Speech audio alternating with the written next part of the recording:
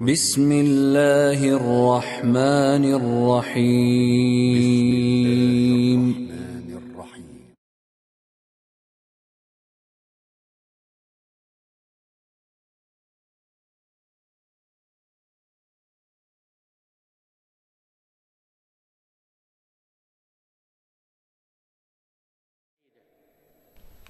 Если ты желаешь благой и счастливой жизни, тебе необходимо совершать праведные дела до тех пор, пока ты жив. Пусть не отвлекает тебя мирская жизнь со своими наслаждениями, страстями и искушениями. Однако желай из этой жизни то, что поможет тебе достичь жизни последней.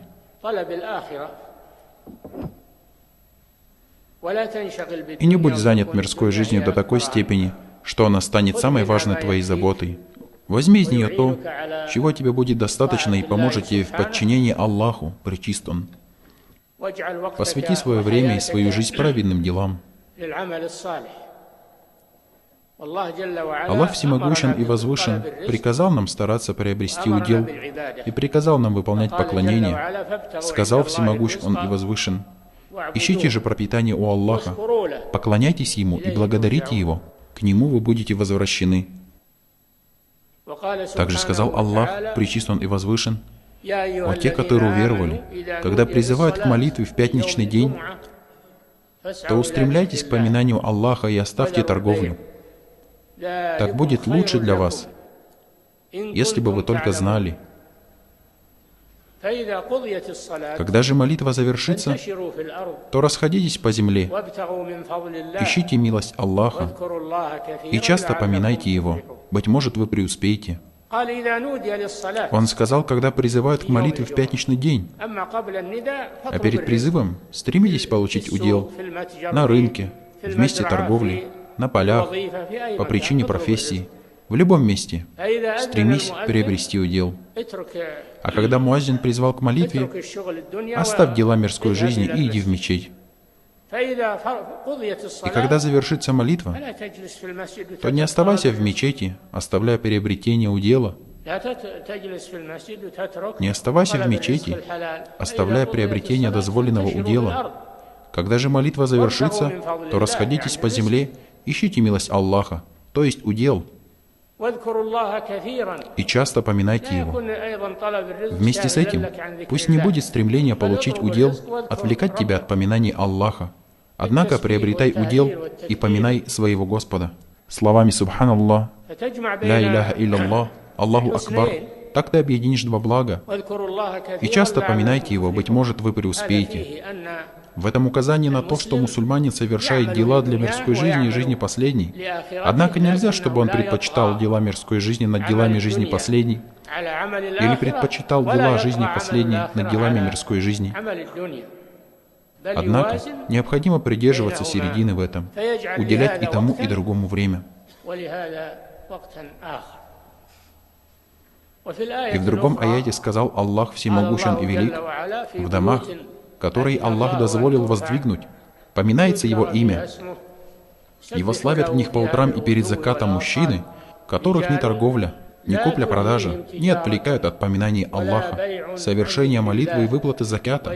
Они боятся дня, когда перевернутся сердца и взоры, чтобы Аллах воздал им за наилучшее из того, что они совершили, и приумножил это по своей милости. Аллах наделяет, кого пожелает, без счета.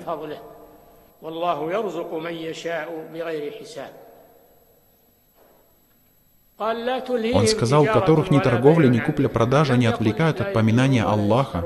А не сказал, не продают и не покупают. Однако, Он сказал, которых ни торговля, ни купля-продажа не отвлекают. Это указывает на то, что они занимаются торговлей, продают и покупают. Но однако, когда муаззин призывает на молитву, они останавливают работу и отправляются на нее. А когда они освободились от молитвы, то возвращаются к приобретению удела.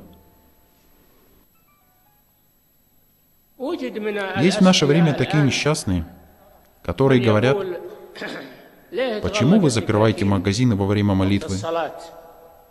Почему не работаете во время молитвы? Они не читают эти аяты о том, что когда наступает время молитвы, необходимо останавливать и прекращать работу и направляться на молитву. А когда же она закончится, то каждый работник возвращается к своему делу.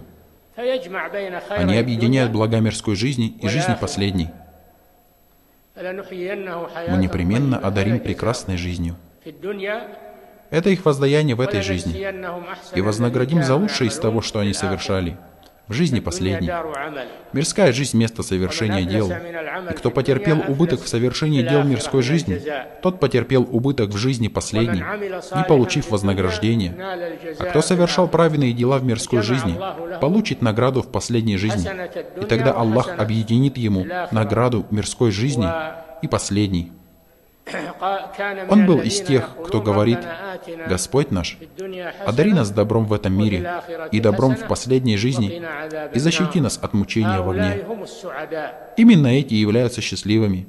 Аллах Велик, Он и Возвышен, сказал в другом аяте: «Воистину, приближенные Аллаха не познают страха и не будут опечалены». Кто они, которые уверовали и были богобоязненны? Им предназначена радостная весть в этом мире и в последней жизни. Слова Аллаха не подлежат отмене. Они являются приближенными Аллаха. Приближенные Аллаха не познают страха. Не познают страха от того, что их ожидает из происходящего в последней жизни, такого как могила и то, что после нее. Не познают страха. Это успокоение для них. И не будут опечалены тому, что их миновало в этой жизни, и не будут опечалены из-за детей и потомства, которых они оставили. Не будут бояться, что их постигнет бедность. Аллах взял на себя ответственность за них. Не познают страха и не будут опечалены в мирской жизни и жизни последней. Однако кто же они? Это и есть счастливая жизнь. Не познают страха и не будут опечалены. Это и есть счастливая жизнь. Счастливая жизнь — это та, в которой нет страха и печали. Для кого же она? Разъяснил это Аллах в своих словах, которые уверовали и были богобоязненны. И кто наделен верой и богобоязненностью перед Аллахом, тот из приближенных Аллаха, который не познает страха и не будет опечален, которые уверовали в Аллаха, Его книги, Его посланников, в последний день, и уверовали в предопределение с Его добром и злом, и совершали праведные дела, потому что вера — это слово, дело и убеждение, произнесение языком, убеждение сердцем и действие частями тела, увеличивается с подчинением и уменьшается со слушанием. Это есть вера, которую уверовали. Они объединили основу веры в их сердцах и основу веры, проявляя частями тела. Они объединили между исламом и верой. Ислам — это чтобы ты свидетельствовал, что нет божества достойного для поклонения, кроме Аллаха, и Мухаммад — его посланник.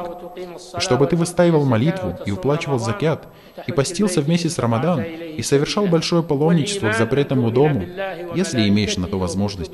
А вера — это то, чтобы ты уверовал в Аллаха, в Его ангелов, в Его книги, Его посланников, в последний день и предопределение с Его добром и злом. И поэтому необходимо объединение между исламом и верой. Именно они и есть те, которые уверовали и были богобоязненны. Они взяли защиту от гнева Аллаха и Его наказания. А что же это за защита? Разве это кольчуги, крепости, войска? Нет. Или это одежда? Нет.